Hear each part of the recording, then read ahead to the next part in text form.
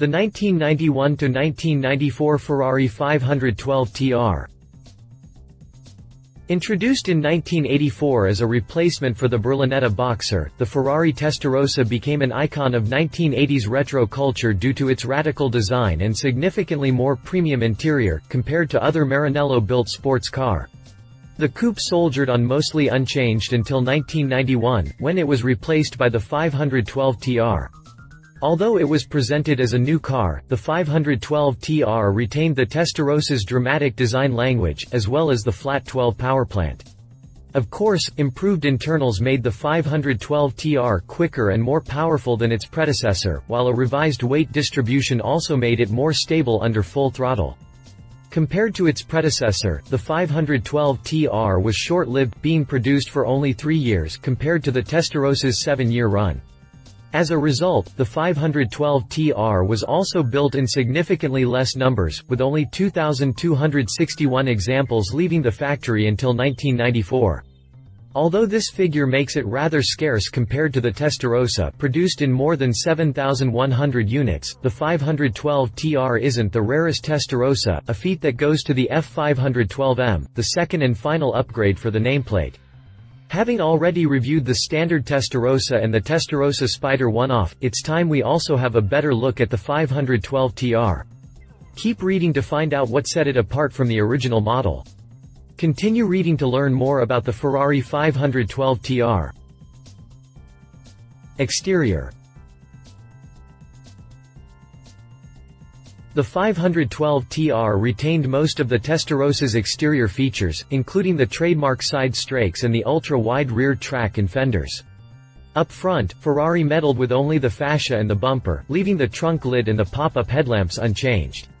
Below them, however, the 512 TR received new light units with clear turn signals and a redesigned grille with chrome slats in between. Also, the two-piece bumper with the black lower element was replaced by a one-piece unit with vents under each daytime running lamp, a splitter, and no character lines on the sides.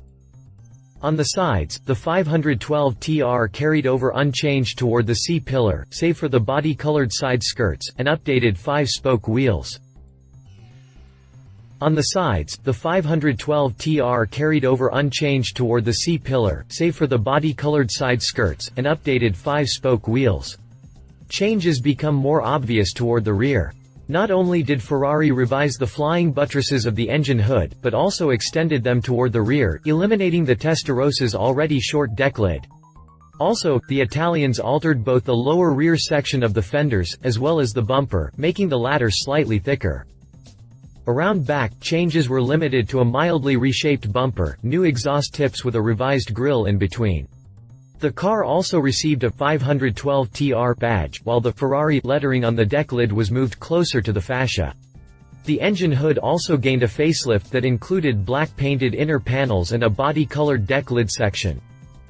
The vehicle's dimensions remained pretty much identical, as the revised body was only 0.2 inch shorter. The 512 TR also sat 0.2 inch lower due to a revised suspension. Exterior dimensions. Interior. The new element integrated the steering column, a mid-mounted 3-gauge cluster, and lacked the Testarossa's old-fashioned cassette rack. The interior also received a facelift compared to the Testarossa, with many design features updated to early 1990s standards. Although the dashboard retained its shape and size, Ferrari dropped the wraparound design and added round A/C vents below the stereo.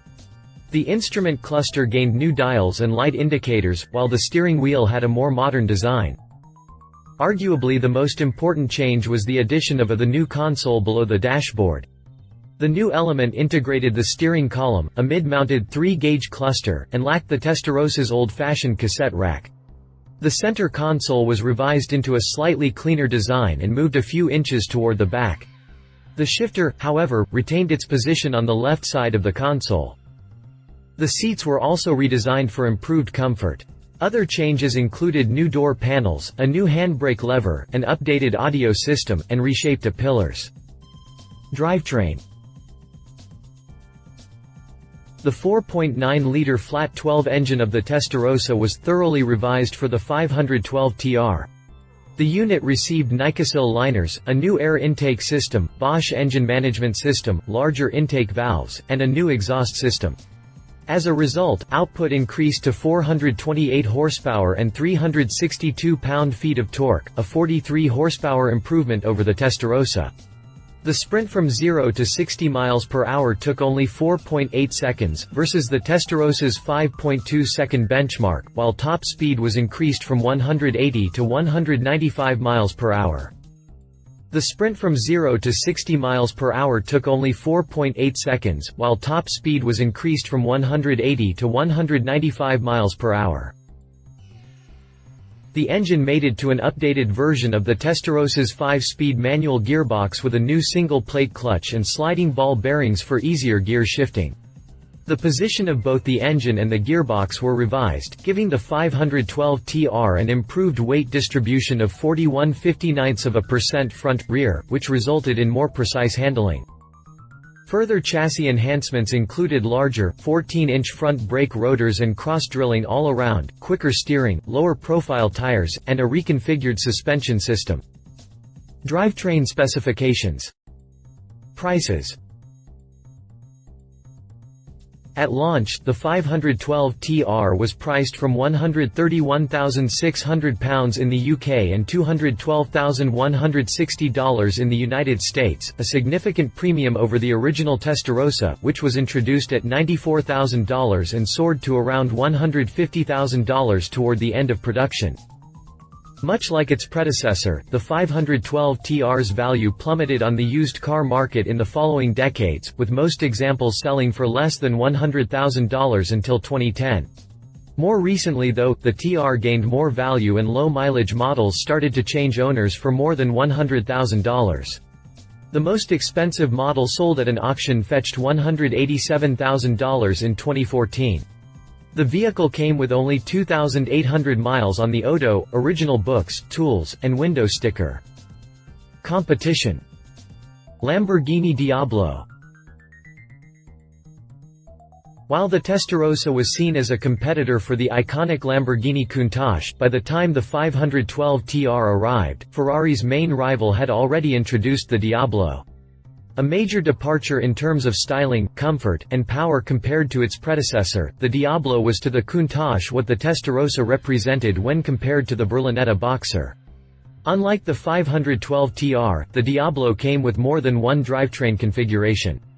While all models were motivated by the same 5.7-liter V12 until 1999, output ranged between 492 and 523 horsepower, not counting the limited edition, 595 horsepower SE Hoda. The least powerful model came with 492 horses and 428 pound-feet on tap, 64 horsepower and 66 pound-feet more than the Ferrari.